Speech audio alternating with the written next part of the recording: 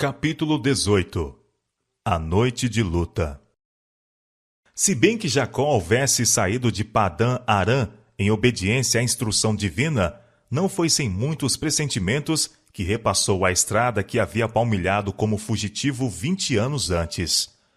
Seu pecado por ter enganado seu pai estava sempre diante dele. Sabia que seu longo exílio era o resultado direto daquele pecado, e ponderava nessas coisas dia e noite, tornando muito triste a sua jornada às exprobrações de uma consciência acusadora. Ao aparecerem as colinas de sua terra natal diante dele, à distância, o coração do patriarca moveu-se profundamente. Todo o passado surgiu vividamente diante dele. Com a lembrança de seu pecado, veio também o pensamento do pavor de Deus para com ele, e as promessas de auxílio e guia divinos. Aproximando-se mais do fim de sua viagem, a lembrança de Esaú trouxe muitos presságios perturbadores. Depois da fuga de Jacó, Esaú considerou-se como o único herdeiro das posses de seu pai. A notícia da volta de Jacó excitaria o temor de que ele viesse para reclamar a herança. Esaú era agora capaz de fazer grande mal a seu irmão, se estivesse disposto a tal, e poderia ser levado à violência contra ele, não somente pelo desejo de vingança, mas a fim de tranquilamente obter a posse da riqueza que durante tanto tempo havia considerado como sua. De novo o Senhor concedeu a Jacó um sinal do cuidado divino. Enquanto ele viajava do monte Gileade em direção ao sul, 2 exércitos de anjos celestiais pareciam cercá-lo, atrás e adiante, avançando com seu grupo como que para protegê-los. Jacó lembrou-se da visão em Betel, tanto tempo antes, e o coração sobrecarregado se lhe tornou mais leve com esta prova de que os mensageiros divinos, que lhe haviam trazido esperança e coragem em sua fuga de Canaã, deveriam ser os guardas de sua volta. E ele disse: Este é o exército de Deus. E chamou o nome daquele lugar Manaim, 2 exércitos ou bandos. Todavia Jacó entendeu que tinha algo a fazer para conseguir sua própria segurança. Expediu, portanto, mensageiros com uma saudação conciliadora a seu irmão. Instruiu-os nas próprias palavras pelas quais deveriam dirigir-se a Esaú. Tinha sido predito antes do nascimento dos irmãos que o mais velho serviria ao mais moço, e para que a lembrança disto não fosse causa de amargura, Jacó disse aos servos que eles eram enviados a meu senhor Esaú. Quando se encontrassem diante dele, deveriam referir-se ao seu senhor como Jacó, teu servo. E para afastar o receio de que estivesse a voltar como um errante destituído de bens, a fim de exigir a herança paternal, Jacó teve o cuidado de declarar em sua mensagem: Tenho bois e jumentos, ovelhas e servos e servas, e enviei para o anunciar a meu senhor, para que ache graça em teus olhos. Mas os servos voltaram com as novas de que Esaú se aproximava com 400 homens, e resposta alguma se enviava à amigável mensagem. Parecia certo que ele vinha para tirar desforra. O terror invadiu o acampamento. Jacó temeu muito e angustiou-se. Não podia voltar e receava avançar. Seu grupo, desarmado e indefeso, estava inteiramente despreparado para um encontro hostil. Em conformidade com isto, dividiu-os em 2 bandos, de modo que se um fosse atacado, o outro poderia ter oportunidade de escapar. Enviou de seus vastos rebanhos presentes generosos a Esaú com uma mensagem amigável. Fez tudo ao seu alcance para expiar a falta para com seu irmão e afastar o perigo ameaçado. E então, com humilhação e arrependimento, rogou a proteção divina. Tu me disseste: torna a tua terra e a tua parentela, e far-te-ei bem. Menor sou eu que todas as beneficências, e que toda a fidelidade que tiveste com teu servo, porque com meu cajado passei este Jordão, e agora me tornei em 2 bandos. Livra-me, peço-te, da mão de meu irmão, da mão de Esaú, porque eu temo que porventura não venha e me fira, e a mãe com os filhos. Tinham agora chegado até o rio Jaboque, e ao sobrevir a noite, Jacó enviou sua família através do val do rio, enquanto ele ficou só, atrás. Decidira-se a passar a noite em oração, e desejou estar a sós com Deus. Deus poderia abrandar o coração de Esaú. Nele estava a única esperança do patriarca. Isso foi em uma região solitária, montanhosa, retiro de animais selvagem e esconderijo de salteadores e assassinos. Sozinho e desprotegido, Jacó prostrou-se em terra, com profunda angústia. Era meia-noite. Tudo o que lhe tornava cara a vida estava à distância, exposto ao perigo e à morte. Mais amargo do que tudo era o pensamento de que fora o seu próprio pecado o que acarretara este perigo sobre os inocentes. Com ansiosos clamores e lágrimas, fez sua oração perante Deus. Subitamente uma mão forte foi posta sobre ele. Julgou que um inimigo estivesse a procurar sua vida, e esforçou-se por desvencilhar-se dos punhos do assaltante. Nas trevas, os dois lutaram pelo predomínio. Nenhuma palavra se falou, porém Jacó empregou toda a força, e não afrouxou seus esforços nem por um momento. Enquanto estava assim a batalhar, em defesa de sua vida, a intuição de sua falta lhe oprimia a alma. Seus pecados levantavam-se diante dele para o separarem de Deus. Mas, em sua terrível situação, lembrou-se das promessas de Deus, e de todo o coração se lhe externou em petições pela sua misericórdia. A luta continuou até perto do romper do dia, quando o estranho colocou o dedo à coxa de Jacó, e este ficou manco instantaneamente. O patriarca discerniu então o caráter de seu antagonista. Soube que estivera em conflito com um mensageiro celestial, e por isto foi que seu esforço, quase sobre-humano, não ganhara a vitória. Era Cristo, o anjo do concerto, que se havia revelado a Jacó. O patriarca estava agora inválido e sofria a mais cruciante dor, mas não o quis largar. Todo arrependido e quebrantado, apegou-se ao anjo, chorou e lhe suplicou, invocando uma bênção. Tinha de ter a certeza de que seu pecado estava perdoado. A dor física não era suficiente para lhe desviar o espírito desse objetivo. Sua decisão se tornou mais forte, sua fé mais fervorosa e perseverante, até mesmo ao fim. O anjo experimentou livrar-se. Insistiu, deixa-me ir, porque já a alva subiu. Mas Jacó respondeu, não te deixarei ir, se não me abençoares. Tivesse sido uma confiança vangloriosa e presumida, e Jacó teria sido instantaneamente destruído. Mas sua confiança era daquele que confessa sua própria indignidade, e contudo confia na fidelidade de um Deus que guarda o concerto.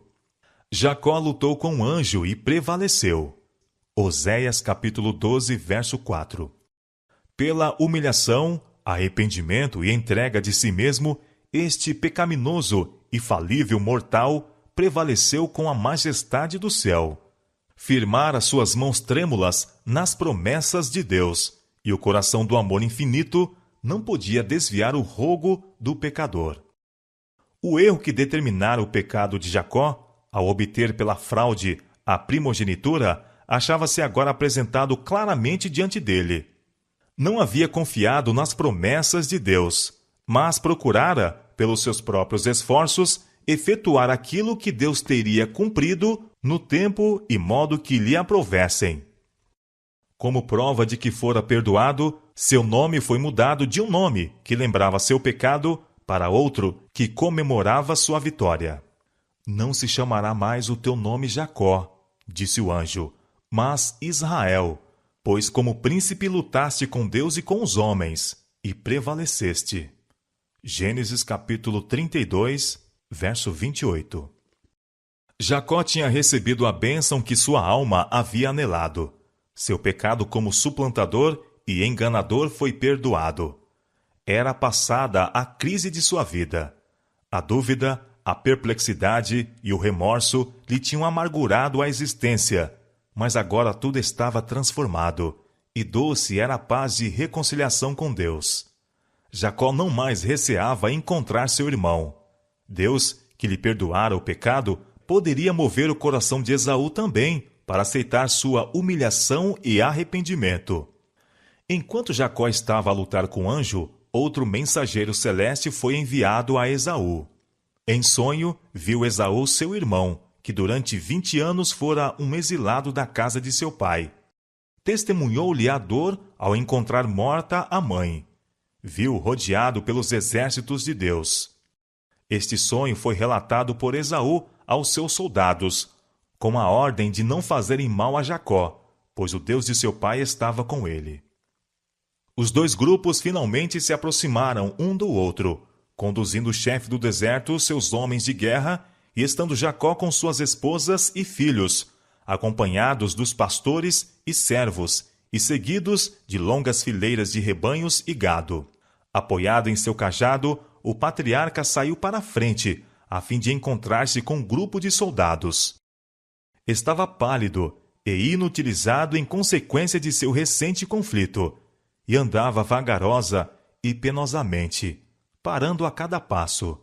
Mas tinha o rosto iluminado por alegria e paz. À vista daquele sofredor coxo, Esaú correu-lhe ao encontro e abraçou-o, e lançou-se sobre o seu pescoço e beijou-o, e choraram. Gênesis capítulo 33, verso 4. Ao olharem para esta cena, mesmo os rudes soldados de Esaú ficaram tocados. Não obstante haver-lhes ele contado seu sonho, não podiam ver a razão da mudança que sobreviera a seu capitão. Posto que vissem a enfermidade do patriarca, mal imaginavam que esta sua fraqueza se tornara sua força. Em sua noite de angústia, ao lado do Jaboque, quando a destruição parecia estar precisamente diante dele, ensinara-se a Jacó quão vão é o auxílio do homem. Quão destituída de fundamento é toda a confiança na força humana. Viu que seu único auxílio devia vir daquele contra quem tão ofensivamente pecara. Desamparado e indigno, rogou a promessa de misericórdia de Deus ao pecador arrependido. Aquela promessa foi a sua certeza de que Deus lhe perdoaria e o aceitaria. Mais facilmente poderiam o céu e a terra passar do que falhar aquela palavra. E foi isto que o alentou durante aquele terrível conflito.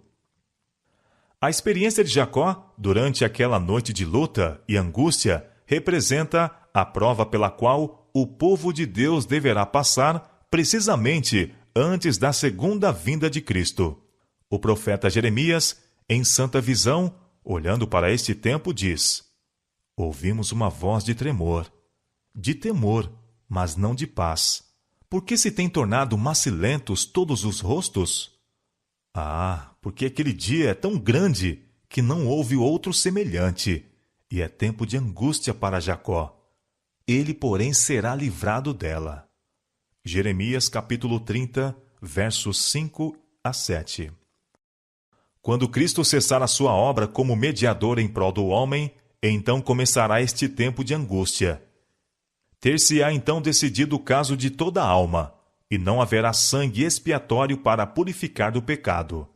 Ao deixar Jesus, sua posição como intercessor do homem junto a Deus, faz-se o solene anúncio: quem é injusto, faça injustiça ainda, e quem está sujo, suje-se ainda, e quem é justo, faça justiça ainda, e quem é santo, seja santificado ainda. Apocalipse capítulo 22, verso 11. Então, o espírito repressor de Deus é retirado da terra. Assim como Jacó foi ameaçado de morte por seu irmão irado, o povo de Deus estará em perigo por parte dos ímpios, que procurarão destruí-los. E assim como o patriarca lutou toda a noite para conseguir livramento da mão de Esaú, clamarão justos a Deus dia e noite, por livramento dos inimigos que o cercam. Satanás acusara Jacó diante dos anjos de Deus, pretendendo o direito de destruí-lo por causa de seu pecado. levara Esaú a marchar contra ele, e durante a longa noite de luta do patriarca, Satanás esforçou-se por impor-lhe a intuição de sua culpa, a fim de o desanimar e romper o seu apego com Deus. Quando, em sua angústia, Jacó lançou mão do anjo e com lágrimas suplicou, o mensageiro celeste, a fim de provar-lhe a fé, lembrou-o também de seu pecado e esforçou por escapar dele. Mas Jacó não quis demover-se. Aprendera que Deus é misericordioso e lançou-se à sua misericórdia. Fez referência ao arrependimento de seu pecado e implorou livramento. Ao rever a sua vida, foi impelido quase ao desespero, mas segurou firmemente o anjo e, com brados ardorosos, aflitivos, insistiu em sua petição, até que prevaleceu. Tal será a experiência do povo de Deus em sua luta final com os poderes do mal. Deus lhes provará a fé, a perseverança, a confiança em seu poder para os livrar. Satanás esforçar-se-á por aterrorizá-los com o pensamento de que seus casos são sem esperança, que seus pecados foram demasiado grandes para receberem perdão. Terão uma intuição profunda de seus malogros, e ao reverem a vida, sossobrar-lhes-ão as esperanças. Lembrando-se, porém, da grandeza da misericórdia de Deus e de seu próprio arrependimento sincero, alegarão suas promessas, feitas por meio de Cristo aos pecadores desamparados e arrependidos. Sua fé não faltará por não serem suas orações respondidas imediatamente. Apoderar-se-ão da força de Deus, assim como Jacó lançou mão do anjo, e a expressão de sua mente será: não te deixarei ir, se me não abençoares. Se Jacó não se houvesse arrependido previamente do pecado de obter a primogenitura pela fraude, Deus não poderia ter ouvido sua oração e misericordiosamente preservado sua vida. Assim, no tempo de angústia, se o povo de Deus houvesse de ter pecados não confessados para aparecerem diante deles, enquanto torturados pelo temor e angústia, abater-se-iam. O desespero lhes cortaria a fé, e não poderiam ter confiança para pleitearem com Deus seu livramento. Mas, conquanto tenham uma intuição profunda de sua indignidade, não terão faltas ocultas a revelar. Seus pecados ter-se-ão apagados pelo sangue expiatório de Cristo, e eles não os podem trazer à lembrança. Satanás leva muitos a crer que Deus não tomará em consideração a sua infidelidade nas menores coisas da vida. Mas o Senhor mostra, em seu trato com Jacó, que ele não pode de maneira alguma sancionar ou tolerar o mal. Todos os que se esforçam por desculpar ou esconder seus pecados e permitem que eles permanecem nos livros do céu, sem serem confessados ou perdoados, serão vencidos por Satanás. Quanto mais exaltada for a sua profissão e mais honrada a posição que ocupam, mais ofensiva é a sua conduta aos olhos de Deus, e mais certo a vitória do grande adversário. Contudo, a história de Jacó é uma segurança de que Deus não repelirá aqueles que foram atraídos ao pecado, mas que voltaram a ele com verdadeiro arrependimento. Foi pela entrega de si mesmo e por uma fé tranquilizadora que Jacó alcançou o que não conseguiria ganhar com conflito em sua própria força. Deus assim ensinou a seu servo que o poder e a graça divina unicamente lhe poderiam dar a bênção que ele desejava com ardor. De modo semelhante, será com aqueles que vivem nos últimos dias. Ao rodearem-nos os perigos e apoderar-se da alma o desespero, devem confiar unicamente nos méritos da obra expiatória. Nada podemos fazer de nós mesmos. Em toda a nossa desajudada indignidade, devemos confiar nos méritos do Salvador crucificado e ressuscitado. Ninguém jamais perecerá enquanto fizer isto. A lista longa e negra de nossos delitos está diante dos olhos do Ser Infinito. O registro é completo. Nenhuma de nossas ofensas é esquecida. Aquele, porém, que ouviu os clamores de seus servos na antiguidade, ouvirá a oração da fé e perdoará as nossas transgressões. Ele o prometeu e cumprirá a sua palavra. Jacó prevaleceu porque foi perseverante e resoluto. Sua experiência testifica do poder da oração importuna. É agora que devemos aprender esta lição de oração que prevalece, de uma fé que não cede. As maiores vitórias da Igreja de Cristo, ou do cristão em particular, não são as que são ganhas pelo talento ou educação, pela riqueza ou favor dos homens. São as vitórias ganhas na sala de audiência de Deus, quando uma fé cheia de ardor e agonia lança mão do braço forte do Todo-Poderoso. Aqueles que não estiverem dispostos a abandonar todo o pecado e buscar fervorosamente a bênção de Deus, não a obterão. Mas todos os que lançarem mão das promessas de Deus, como fez Jacó, e forem tão fervorosos e perseverantes como ele o foi, serão bem-sucedidos como ele. E Deus não fará justiça a seus escolhidos que clamam a ele de dia e de noite, ainda que tardio para com eles? Digo-vos que depressa lhes fará justiça. São Lucas, capítulo 18, versos 7 e 8.